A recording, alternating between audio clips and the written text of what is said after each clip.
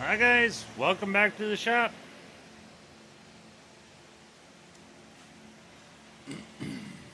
So, I know it's dangerous to ask. I posted a short on YouTube, and I did one on TikTok. Yes, I have a TikTok account too.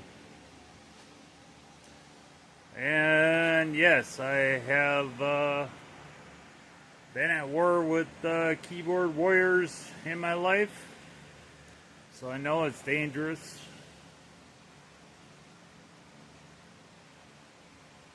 I just wanted to know if I could run that 220 motor on 110 just to make sure it fires up.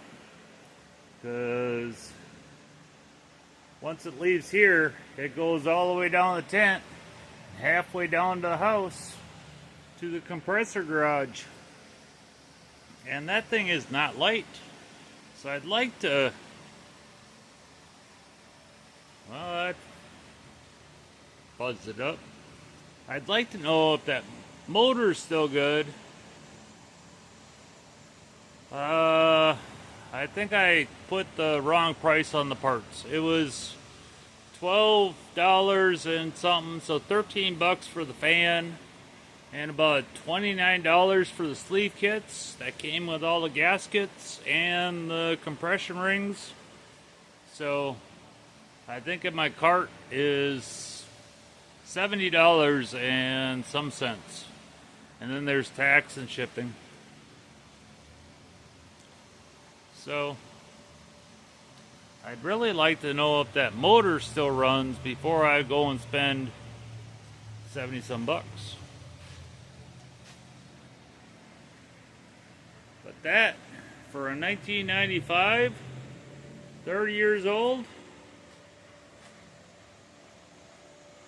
that's in pretty good shape. I told you it cleaned up pretty nice. So, yeah, I went on and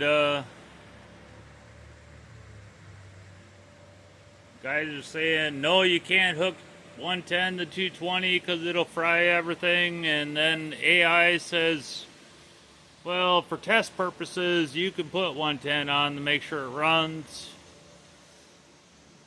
That's why I asked the question. So, I've been cleaning her. And I'll go and check my comments and see if anybody has any brains out there and knows what they're talking about. I don't know everything. And Dad died this spring, so I can't go ask him. So, and I can't figure it out from Googling it, so I figured I'd ask you guys. I just want to know if that startup still was good, the switch is still good, and that motor still turns on its own. That's all I need to know. So, let me look and see what the comments say. Alrighty guys, nobody's been mean or nasty. Facebook or Twitter. Kinda shocked. I expected a whole lot of hate speech and everything. Paul, so far, has had the best answer to my question. He said to 2 power cords from separate breakers, because then you got the power from 2 breakers is 220. And it just so happens that my garage is powered by 2 separate extension cords. So I'm going to, the small hole in the extension cord is the power. The larger hole is your common, and then the round hole is your ground. So I'm going to put each one of the power wires into a separate extension cord and then figure out which one for sure has good ground on it and put the ground on the ground in a ground terminal on the extension cords. So, we're gonna do some shady shit. Oh, ah, ooh, ah. Okay, give me a second. Let me see if I can get this set up. I'll rig it up and I'll have you live when I turn that switch on. It'll work or it won't. Alrighty, guys. I have 2 extension cords from 2 different circuit breakers. I have the wires pushed into the ends, and I'm just going to run out to the van and get my meter. I want to make sure there's 220 coming across there. So I've been hit with 110 with power and 220. I won't touch 3-phase. I also been struck by lightning before, so I'm still here. But better safe than sorry. So I'm gonna get my meter and make sure I have 220 on that freaking panel, and let's see what we got. All right, I ran my meter. She's got 110 volts to each side of the terminals. That's what 220 is. You got your black and your white wire, which is common on a 110 circuit. Your white's common, your black is your power. But on 220, both have power. So, like I said, I have 2 extension cords on 2 different circuit breakers. I have my... actually have the negative going into a common wire. I've tested it. I have 110 volts the right way going up to the switch. So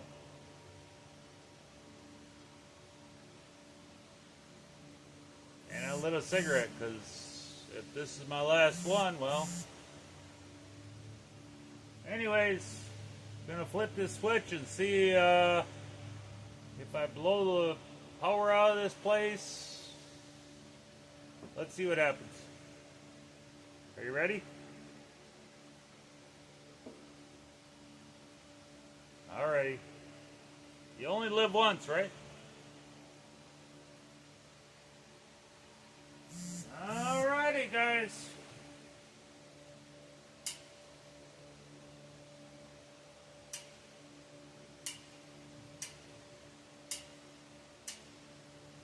Well, that's not a good sign.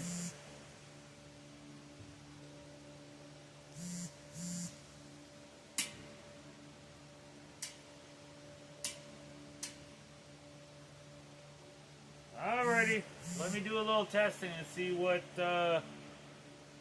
going on. Alright, guys, that's why I wanted to test it out in the shop. It has power going through the switch into the motor. It's got all its power it needs, all 220.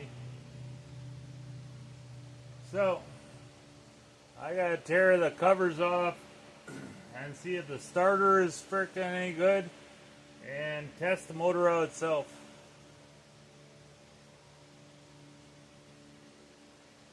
I was hoping, but doesn't look like she's gonna give me a break. So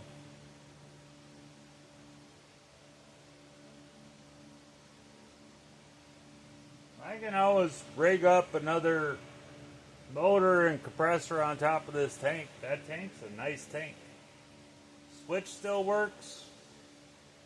Gauge looks like it's in pretty good shape yet. So It's not the end of the world. I'll keep working on her. Alrighty, guys. I'll talk to you tomorrow.